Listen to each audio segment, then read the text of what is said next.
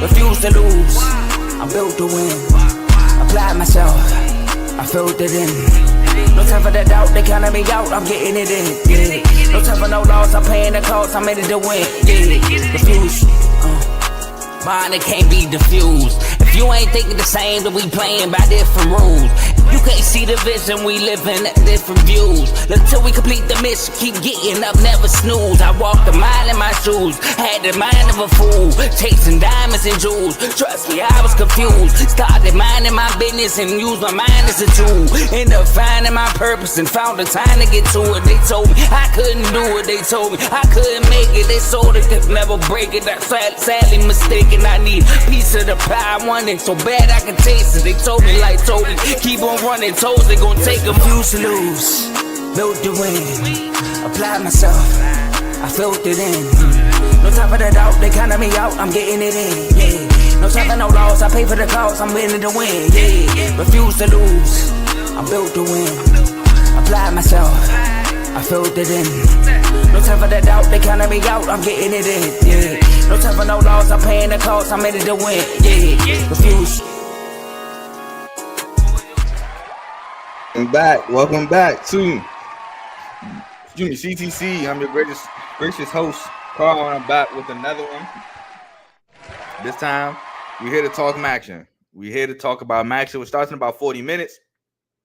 Also, the R2L Show starts in about 40 minutes. So, I'm going to make this quick. I mean, it's only 5 games, so we ain't going to be here too long. Michigan State play at 6:30, so let's go. We're going to get it done. Shout out to my boy Tomo in the comments. He said, hashtag blame Wale, hashtag no. We are not. So, before I get started, though, I'm going to run through the shows real quick because I just went through them earlier, probably not even an hour ago. So, we got the main show featuring Joe, Tomo, and Dave every Tuesday and Friday, 7 to about 8:30. We have Unfazed featuring Joe and AJ every Tuesday between 9 at 9 o'clock Eastern, 8 o'clock Central. We got BWT Baseball with Teddy. We got FFC Fantasy Football with Coach Coombs. We got RBO Real Ballers Only featuring Vaughn. We got Dave's Doghouse. And we got In the Red Corner featuring Ty, Ricky, and Tomo. So those are the shows on the network. Please like, comment, subscribe. If you like what you're listening to, stick with us.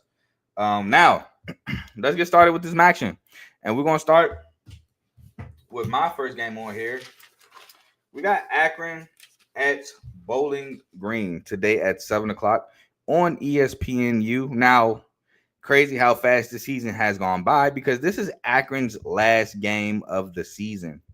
They are currently 4-7, while Bowling Green has one more game. They are currently 3-7. But no bowl games implications on the line. No, nothing. Obviously, no MAC championship game on the line with this one. This is just straight up for the love of the game. Seniors don't want to lose their last game ever in this program. So that's all this game really is. So for Akron, they come into this one.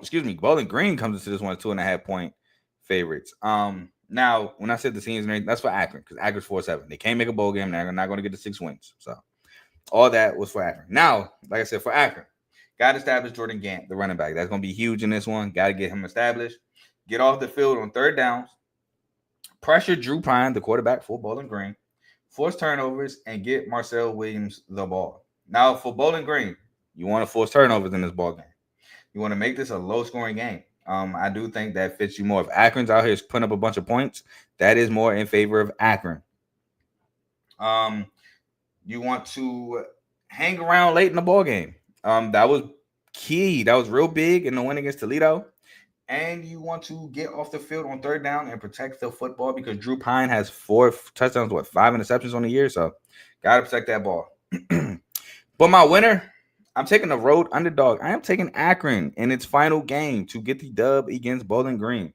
Again, I think Akron gets the job done because I think Akron moves the ball down the field and puts up a lot of points, forcing Bowling Green to match them. And Bowling Green is not a team that's going to put up a bunch of points.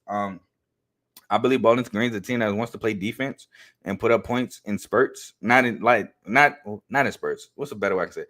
They could put up points here and there, for lack of a better term. But I think Akron's going to put up numbers. Like I said, this is their last game of the season, so they want to go out with a bang. And which way to go out is than to go out on the road as a dog and get a W. So I'm going to take Akron in this game tonight. Next, we have UMass at Ohio. UMass remains defeated. Have not won a game all year. Ohio is still in contention for a MAC championship game. So one person wants to play spoiler. One person wants to stay alive for a chance at the MAC. Ohio comes into this one as 33.5 point favorite. So a huge home favorite. Now, for UMass, they got to contain Parker Navarro. That is the number one thing on everybody's list when it comes to playing against Ohio. You got to contain Parker Navarro. You let him run around all willy-nilly. It's a long day. Oh, I'm on college basketball. Golly. Next, for UMass, you want to get off the field on third downs. You cannot allow Ohio to take clock and score points. If they controlling the clock and scoring points, UMass is in trouble. Forced turnovers. Give yourself some short fields. Maybe you can put up some points because UMass struggle putting up points. It is a problem.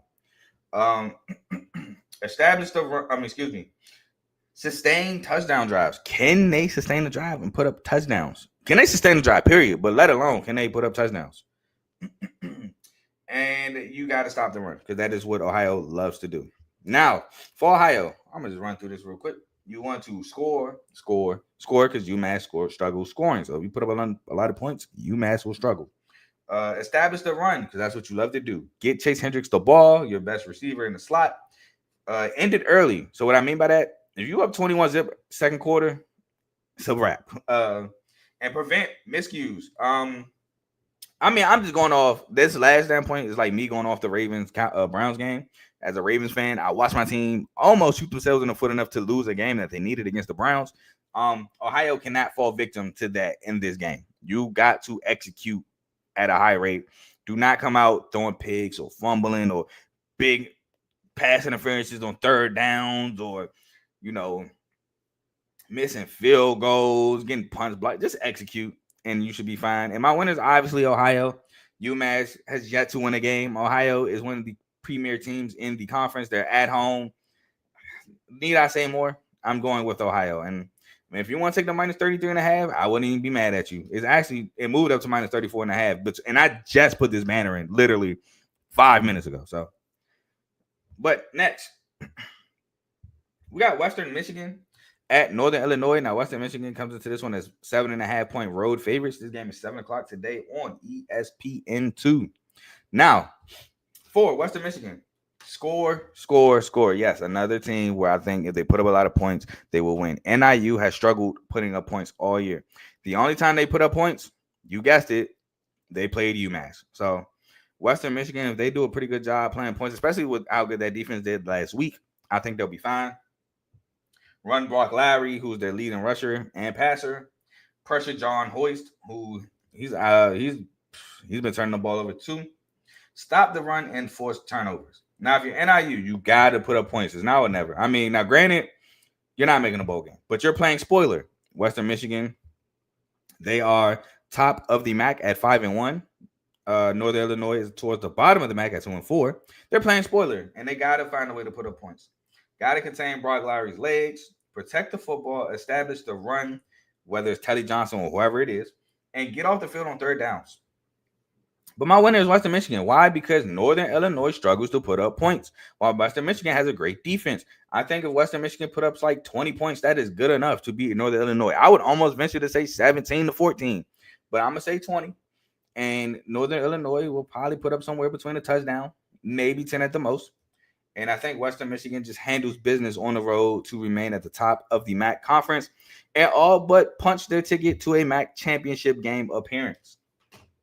Now, we move on to Wednesday's games. We got 2 for Wednesday night. And the first game is Miami of Ohio at Buffalo. Buffalo comes into this one as 1.5 point dog, That game is 7 o'clock on ESPN2 Wednesday night, so tomorrow night.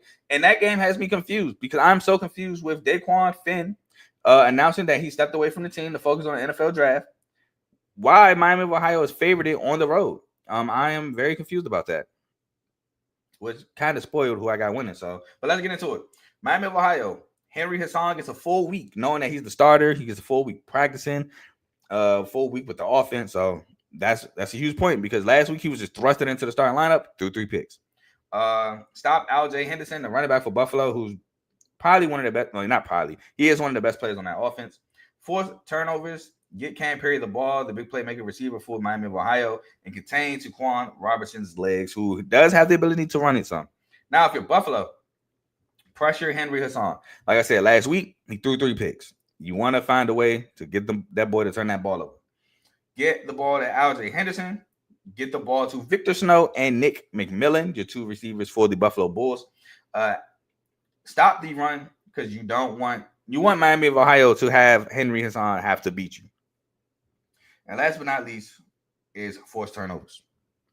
Again, it goes hand in hand with pressing him because he had 3 picks last week. But my winner is Buffalo because Daquan Finn stepped away. Now, Miami of Ohio has a really good defense, and that could keep them in the game. But offensively, I'm not sure how that's really going to look with Hassan. Now, I get it. He gets a full week, like I said. But is he turnover prone? Does he take care of the ball? We got questions. With Buffalo, I know pretty much they're going to try to establish L.J. Henderson, and they got 2 receivers that can make plays if need be. And the quarterback, he can run if need be. He's pretty solid. Don't know what I'm going to get out of Hassan. So I'm going to take Buffalo in this matchup. And the last game I have is Central Michigan at -7.5 on the road at Kent State, which Kent State has won a couple straight games. I want to say they won 2 straight. No, they haven't because they lost to Ball State. Then they got the upset one over Akron. So there's that. But Central Michigan is tied atop the MAC. Well, not the first place, but second place with Ohio and Toledo and Buffalo and Miami of Ohio, which again makes no sense why Daquan left. Wow. Kent State is, I want to say, eliminated at 3-3, but a win could possibly help. Who knows? Kent State, they have been in some of these ball games. Now, Toledo, they got whooped. But Kent State, they smacked UMass, which who hasn't? They were in a close one with Buffalo. They just lost by 3 at home. They beat Akron in overtime on the road. And they lost a tough one on the road at Ball State, where Ball State had to score a late game touchdown to win that game. So I think this is actually going to be a good game. Now, for Central Michigan, you got to protect Joe Labas. Joe Labas, the quarterback, you got to have him protected.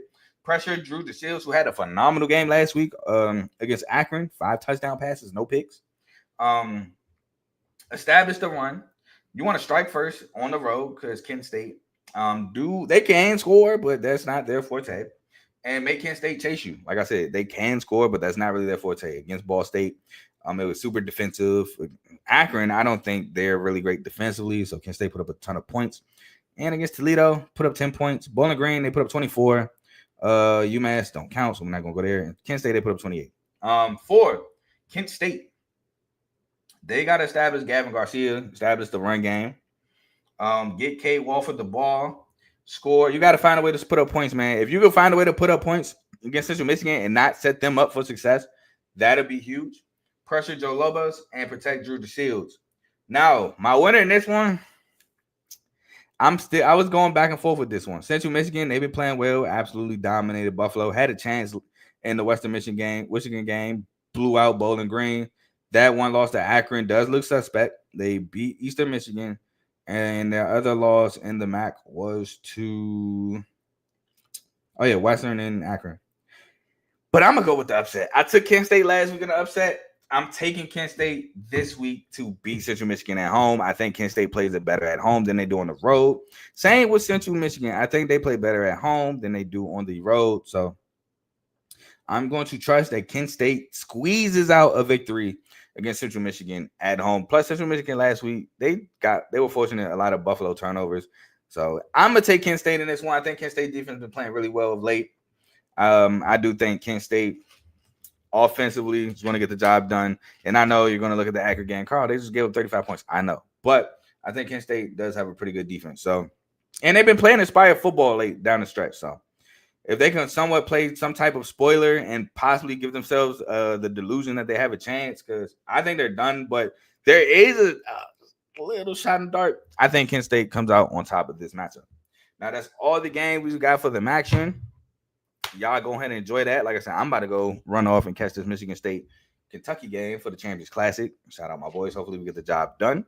We got the R2L main show coming up in about 30 minutes, 30, 40 minutes around that. So make sure y'all tune in. And then we have Unfazed at 9 o'clock. So make sure y'all tune into that as well.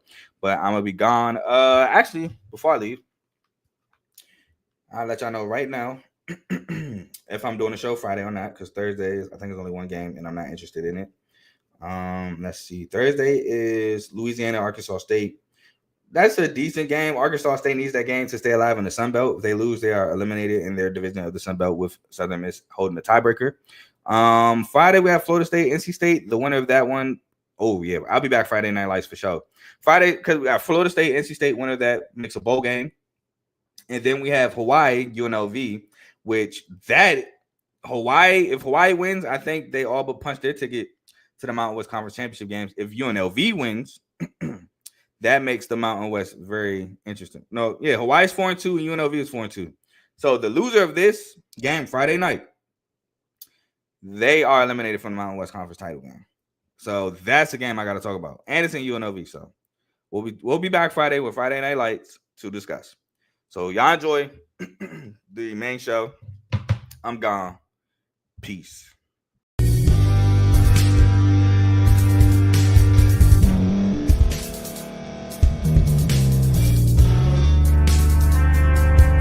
Thank you for staying to the end. If you're watching this on YouTube, please like this video, subscribe, and also hit that notification button so you can be notified next time we put out a video. If you're listening on any podcast platform, subscribe and hit that notification button, y'all, so you can be notified we put out another podcast audio. And last but not least, hit that share button. No matter what you're listening to or watching it, hit that share button and send it to somebody that you know that would love to watch this episode you just listened to. So once again, thank you for staying to the end, and we'll see y'all in the next episode.